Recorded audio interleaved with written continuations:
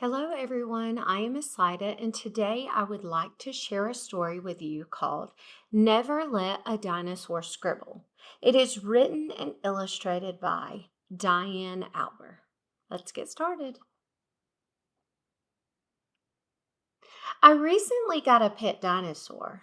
I know it's hard to believe, but it's true. And everyone keeps telling me, never let a dinosaur scribble.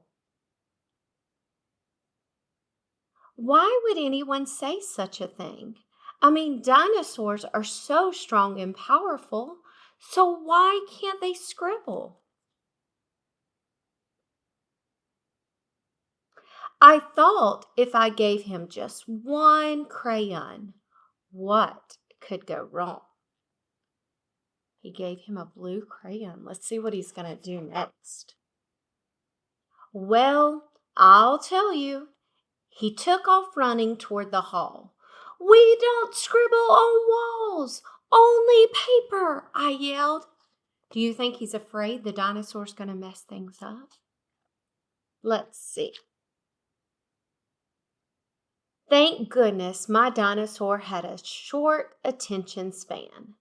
Just before he was going to scribble on the wall, he noticed a couple of stones instead. What could he do with those stones? He started to scribble on one of the stones, which was great. But there was just one problem. He really couldn't see the scribble at all. I could tell he had another idea. Uh-oh, another idea. Let's see. He went to grab the paint. Oh, this wasn't going to end well. Look at all that paint. Uh-oh. What could he be doing now? But surprisingly, it didn't make as big of a mess as I thought. He just quietly painted his little stone, and it turned out awesome. But then he got another idea. Let's see what the next idea could be. He wanted to paint dinosaur-sized stones. It didn't take long before he was rolling boulders into the room, one after another. He really wanted some big boulders. It had become the biggest rock pile I had ever seen, and the way he painted the rocks was truly extraordinary. But you couldn't see my floor or my bed anymore. I had to find a place for this rock pile, and quick. Then I heard a noise down the hall. I wonder who's coming. This was it. I was going to be in so much trouble.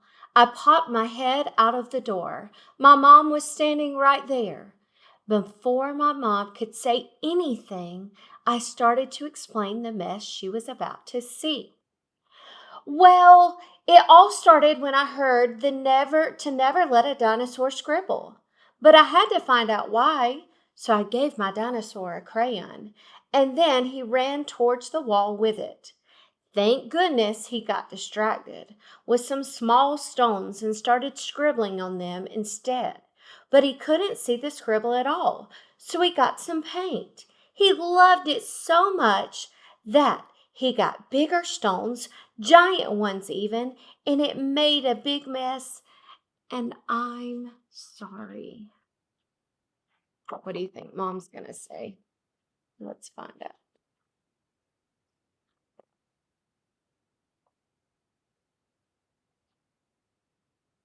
He just want to stick together. My mom peeked around the corner and smiled. You didn't make a mess. You made some spectacular stone art. When I turned around, there was just a little pile of stones on my table. No huge boulders and no gigantic rock pile. but still some of the best art ever.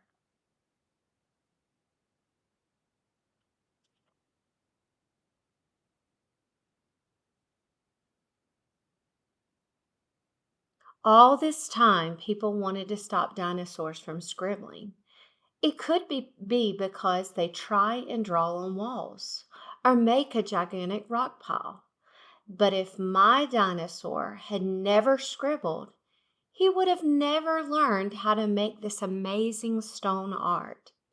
So the next time you hear, never let a dinosaur scribble, just remember, all great art starts with a scribble, and even dinosaurs have to start somewhere. The end. It's such a great little story because it reminds me of my own son. Actually, one day we were going down the road and he found a marker in the back of my husband's truck. And by the time we got to the restaurant, he had scribbled a dinosaur on the back of the seat. And I remember thinking, number one, oh my goodness, how are we going to get that out?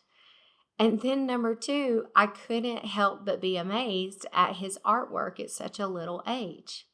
So even though it was a mess and it was hard to clean up, it truly was the beginning of something great for him. So I hope you enjoyed our story today. Thank you.